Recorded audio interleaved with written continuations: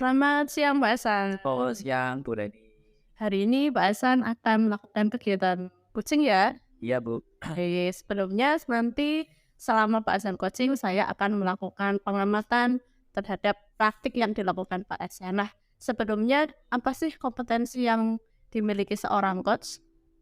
Menurut saya sebagai coach dalam melakukan praktik coaching itu harus memiliki kompetensi tentunya, yang saya tahu yang pertama itu seorang coach harus, memiliki kompetensi presence atau kehadiran penuh, kemudian juga mendengarkan secara aktif coaching-nya. Setelah itu juga perlu, mengajukan pertanyaan yang berbobot, Bu.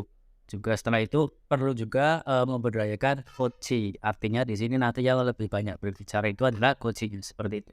Baik, berarti ada kehadiran penuh, ada mendengarkan aktif, ada membuat pertanyaan berbobot, begitu ya bahasannya. Nah, kira-kira kompetensi coaching apa yang ingin Pak Hasan kembangkan?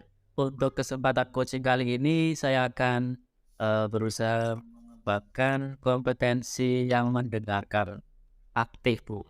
Itu mungkin yang, karena saya masih perlu latihan atau banyak praktek coaching, mungkin menurut saya, pribadi saya, kompetensi awal yang harus saya kuasai yaitu, kompetensi mendengarkan aktif seperti itu. Oke, jadi nanti saya akan fokus pada mendengarkan aktif begitu ya, Pak, ya? Ya, Nah, kemudian bagian mana yang ingin diobservasi, Pak?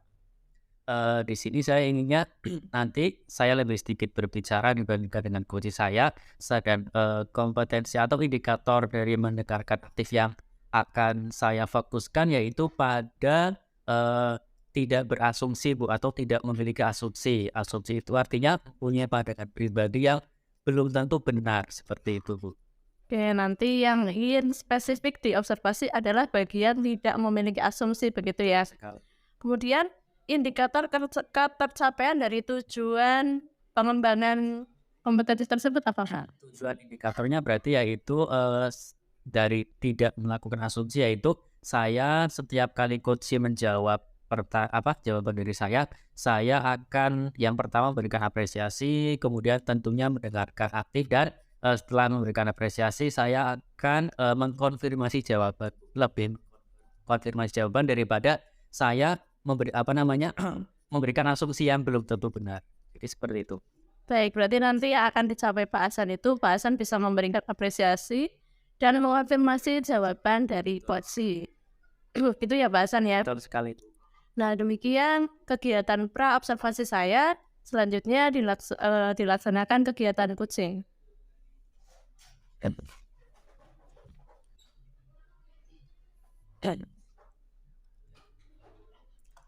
Baik, selamat pagi Bu Nisa.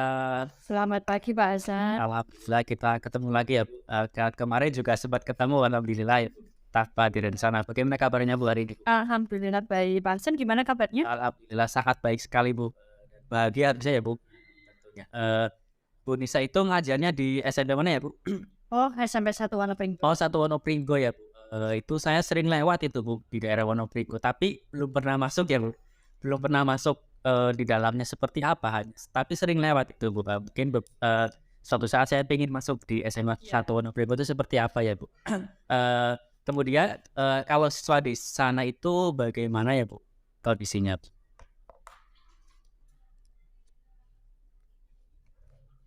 Siswa di sana, kalau menurut saya Apakah seperti anak-anak zaman sekarang itu, kalau saya perhatikan apa ya? mungkin, yang kelas 7 sekarang, Bu, perbandingan dengan yang kelas 8 atau kelas 9 bagaimana, Bu? Apakah tambah baik atau bagaimana? Kalau semakin ke sini itu semakin menurun ya. Terutama tentang apa? Kepekaan terhadap lingkungannya. Oh, Bu Nisa kan IPA ya, Bu, ya? Iya, iya, iya. Ya, IPA berarti terpadu ya, Bu, di SMP ya? Kan ada pelajaran dan fisikanya ya? Oh, ya berarti, inti dari tujuan pembicaraan kali ini Bu Nisa mau apa, Bu? Mau menceritakan apa, Bu? Saya itu pengen mendapatkan apa ya penyelesaian dari permasalahan yang saya hadapi, di mana saya itu sering menemukan atau bahkan banyak siswa saya itu tingkat kepekaannya terhadap lingkungan itu saya rasa masih sangat rendah. Seperti itu ya Bu. Saya konfirmasi lagi bahwa di sekolah Bu Nisa itu terjadi suatu masalah, yaitu salah satunya tentang tingkat kepekaan siswa terhadap lingkungan ya Bu. Boleh diceritakan Bu, tingkat eh, ketidakpekaan siswa terhadap lingkungan itu contohnya seperti apa ya Bu? Kalau menurut saya itu kan kepekaan terhadap lingkungan itu kan bisa berarti lingkungan makhluk hidup ya, makhluk hidup yang ada di sekitar maupun lingkungan sosial mereka. Dari kepekaan terhadap lingkungan yang berupa makhluk hidup itu yang sering saya temui itu mereka apa kesadaran untuk menjaga kebersihan itu kurang. Kemudian kalau yang berhubungan dengan lingkungan sosial, empati mereka atau respect mereka, misalnya ada guru yang butuh bantuan itu tidak tidak respect untuk membantu, harus gurunya dulu yang meminta gitu. Terima kasih atas jawabannya Bu. Berarti salah satu ketidakpekaan yang Bu Nisa maksud ini di sini terkait yang pertama dengan kebersihan terhadap lingkungan ya Bu, itu kemudian juga salah satunya dengan bagaimana tingkah laku murid atau respect terhadap Bapak Ibu itu kurang peka ya, seperti itu Bu. Kemudian apa yang Bu Nisa harapkan nih dari pembicaraan kali ini terhadap untuk mengatasi ketidakpekaan siswa di sekolah Bu Nisa? Kalau yang saya harapkan dari siswa saya dari permasalahan tadi, pasti saya pengen siswa saya itu yang sadar akan kebersihan lingkungan ya, pentingnya kebersihan lingkungan, terus juga bisa timbul kepekaan dari dalam dirinya terhadap kondisi yang ada di sekitar. Sudah ya Bu, itu ya Bu. Berarti ya harapan Bu Nisa itu intinya bagaimana sih siswa di sekolah Bu Nisa itu lebih sadar akan kebersihan, juga lebih peka terhadap lingkungan ya, terutama yang ada di sekolah itu tentunya ya Bu. Kemudian kira-kira apa ya Bu yang bisa Bu Nisa lakukan agar murid-murid di sekolah Bu Nisa itu dapat sesuai dengan yang Bu Nisa harapkan tadi Bu ya, bisa sadar kebersihan, sadar lingkungan, kemudian juga memiliki kepekaan atau respect, hormat kepada Bapak Ibu guru, itu apa kira-kira bisa lakukan? Kalau menurut saya yang pertama yang saya bisa itu mungkin memberikan contoh ya, memberikan contoh bagaimana cara menjaga lingkungan. Terutama kan saya di sini kan guru IPA, jadi saya harus mencontohkan bagaimana misal merawat tanaman, kemudian memperlakukan makhluk hidup yang lain seperti misal hewan-hewan di sekitar. Karena saya sering menjumpai ketika misal praktek di luar ruangan, di lingkungan sekitar, di lingkungan sekolah, ketika mereka disuruh mengamati itu adanya malah merusak ya. Berarti kan kepekaan mereka kepekaan dalam menjaga lingkungan itu kurang. Terus sering buang sampah kan sembarangan. Terus kalau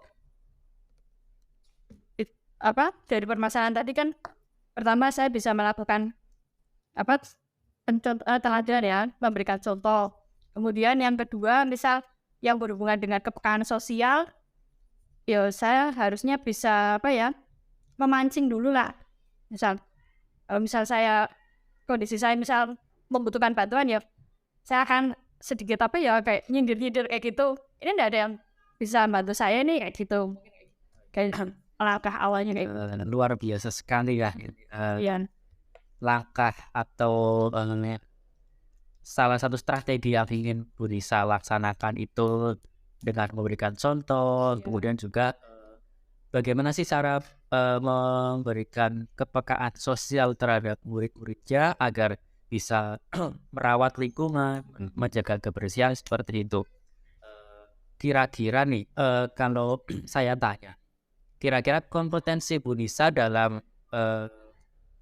menerapkan atau langkah rencana yang akan Bu Nisa laksanakan itu eh, sudah dinilai berapa nih Bu? Misalnya saya kasih skala dari 1 sampai 10. Yang selama ini Bu Nisa lakukan sekarang ini dari skala 1 sampai 10 itu peran Bu Nisa atau dalam mencapai tujuan tersebut itu sudah sampai mana? Kemudian kira-kira mau ditingkatkan sampai berapa? Oh, jadi kalau menurut saya dari skala 1 sampai 10, karena saya merasa masih apa ya, hanya saya melakukan belum belum memberdayakan orang lain, ya mungkin skalanya masih 5 ya Pak ya. Karena saya belum berani untuk memberdayakan orang lain, misal warga sekolah yang lain seperti itu. Oke, berarti menurut Bu Nisa ini posisinya masih di skala 5 ya Bu. Boleh diceritakan lagi Bu, spesifiknya lagi skala 5 itu yang seperti apa ya kalau boleh saya tahu? Ya itu tadi. Jadi kan saya hanya masih bisanya memberikan contoh, berarti kan saya sendiri yang aktif. Terus tadi dengan meminta bantuan ya kayak gitu kan berarti saya juga yang aktif. Sebenarnya kan untuk meningkatkan tadi respek siswa, kepedulian siswa itu kan tidak hanya dari pribadi saya sendiri kan, harus ada orang lain yang bisa ikut berpartisipasi atau yang bisa saya libatkan kayak gitu. Dan saya belum bisa melakukannya. Ya, berarti skala sekarang itu di 5, artinya karena mungkin Bu Nisa itu baru sendiri seperti yang Iya. tahun ada dukungan. Kira-kira harapan Bu Nisa nanti akan ditingkatkan menjadi berapa Bu setelah ini nanti? Ya. Mungkin kalau dalam waktu dekat saya belum berani sampai skala yang tinggi ya, mungkin 7 gitu. 7. Iya. Oke, akan ditingkatkan ke skala 7 ya Bu. Skala 7 itu boleh diceritakan Bu, perubahan yang seperti apa dari skala 5 ke skala 7 itu seperti apa? Mungkin saya akan sedikit mencoba mengajak warga sekolah lain untuk sama-sama bisa meningkatkan kepekaan siswa, misal dengan berdiskusi dengan sesama guru IPA kayak gitu. Sudah Tentang misal bagaimana sih biar anak sadar bahwa lingkungan itu sangat berpengaruh bagi mereka. Jadi bagaimana dia biar menjaga eksistensi dari lingkungan itu. Oke, luar biasa sekali ya Bu Nisa, tujuannya sangat baik sekali, ingin seluruh komponen masyarakat tentunya begitu. Iya. Siswa itu menjaga kebersihan. Tadinya sekarang ada di skala 5 akan ditingkatkan ke skala 7 dengan cara yaitu mampu mengajak warga sekolah khususnya tadi dikatakan rekan guru supaya Ya. Oke, kira-kira rencana itu akan Bu Nisa terapkan mulai kapan ya? Ya kalau bisa sesegera mungkin ya Pak ya.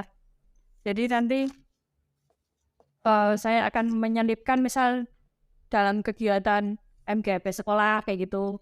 Saya akan bahas sedikit memasukkan tentang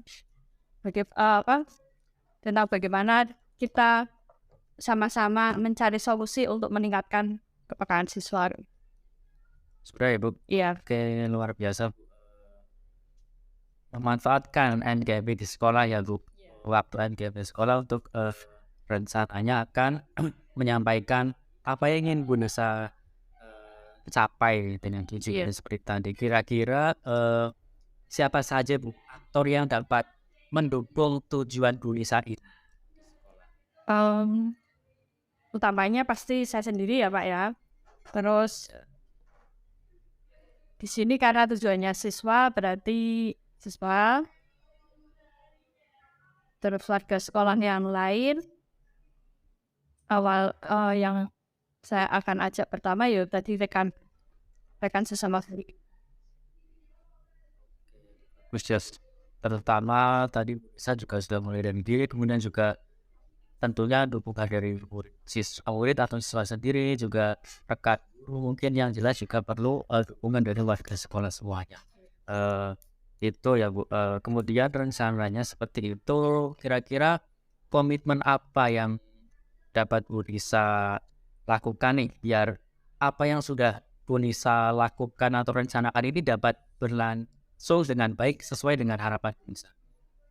Komitmennya mungkin saya harus buat itu dulu ya, indikator-indikator ketercapaiannya, terus akan saya analisis lah, udah sampai mana, terus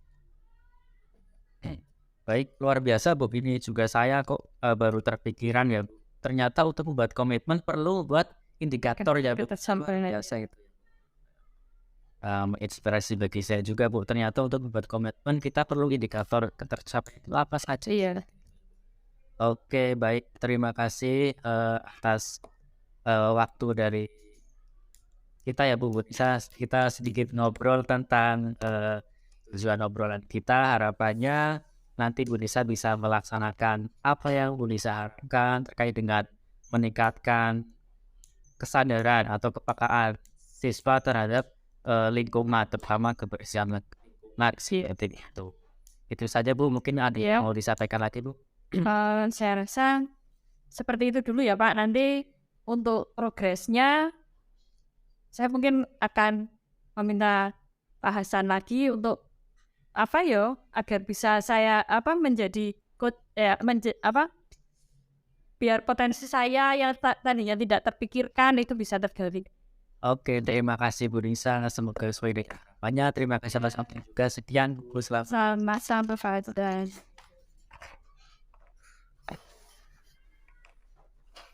baik, Mbak Hasan luar biasa sekali sudah menyelesaikan percakapan coaching dengan coachingnya Bu Nisa tadi. Yang pertama ingin saya tanyakan gimana Pak perasaannya setelah melakukan praktik coaching ini? Oke, strong ya Bu. Tadi jujur Bu, tadi saya awal deg-degan karena melakukan praktek coaching dengan Bu Nisa yang kebetulan ini baru juga sebagai coach saya pertama kali melakukan praktek coaching dengan Bu Nisa. Lega plong, sudah menurut pendapat saya sudah sesuai dengan alur tirta juga seperti itu. Oke, berarti menurut Pak Hasan sudah berhasil ya tadi ya? Sudah berhasil bebas dari asumsi tadi ya? Ya betul, terkait dengan kompetensi yang ingin saya tingkatkan tadi itu tadi saya sebelum coaching itu mendengarkan aktif ya Bu. Di sini saya selama coaching tadi saya rasa juga saya sudah mendengarkan aktif Bu, tidak memotong pembicaraan tentunya. Kemudian di sini saya lebih sedikit berbicara dibanding dengan coachingnya. Tentunya terkait dengan indikator mendengarkan aktif tadi itu tentang tidak memiliki asumsi Bu. Setiap coaching menjawab itu saya berusaha mengkonfirmasi jawaban. Jadi tidak memiliki pandangan pribadi yang belum tentu benar seperti itu. Betul sekali, menurut pengamatan saya memang Pak Hasan sudah berhasil bebas dari asumsi yang tidak memberikan label ya, kemudian memberikan apresiasi pada jawaban coach dan mengkonfirmasi setiap jawaban apa yang disampaikan coach. Nah, saya memiliki beberapa sedikit catatan, boleh saya menyampaikan sama? Boleh sekali Bu, silakan. Saya juga butuh catatan atau pengamatan hasil dari Bu Leni seperti apa? Yang pertama tadi apresiasi sekali karena Pak Hasan sudah sesuai, sudah bisa mendengarkan aktif dengan tidak memiliki asumsi, selalu mengapresiasi dan mengonfirmasi jawaban. Pak Hasan tampak mengangguk, itu menunjukkan bahwa ada rasa di situ ya, menunjukkan mengangguk, kemudian mengucapkan luar biasa, bagus itu Bu, gitu. Hanya saja ketika memberikan pertanyaan pada coach, mata Pak Hasan nampak agak tidak fokus menatap Bu Nisa, betul begitu Pak Hasan? Iya, mungkin betul seperti itu Bu. Saya juga kurang sadar ini. Itu perlu catatan baik bagi saya. Terima kasih. Kemudian Pak Hasan juga sudah mencatat setiap jawaban apa yang disampaikan Koci dan melanjutkan dengan membuat pertanyaan dari jawaban-jawaban yang telah disampaikan Koci. Tadi sedikit menurut saya ini Pak Hasan agak sudah ya Bu, ketika Bu Nisa selesai menjawab atau sedang jeda sebentar melanjutkan jawaban, Pak Hasan menanyakan, "Sudah ya Bu?" Seperti menunggu-nunggu. Oh, Apalagi yang mau disampaikan seperti itu. oke. Kemudian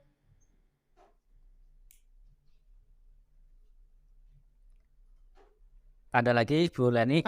iya, ini Pak, tadi sempat di akhir pada saat menanyakan rencana aksi, pada saat itu yang pertama membuat pertanyaan berbobot yang disampaikan ke Koci, tetapi langsung sekaligus 2 pertanyaan. Oh.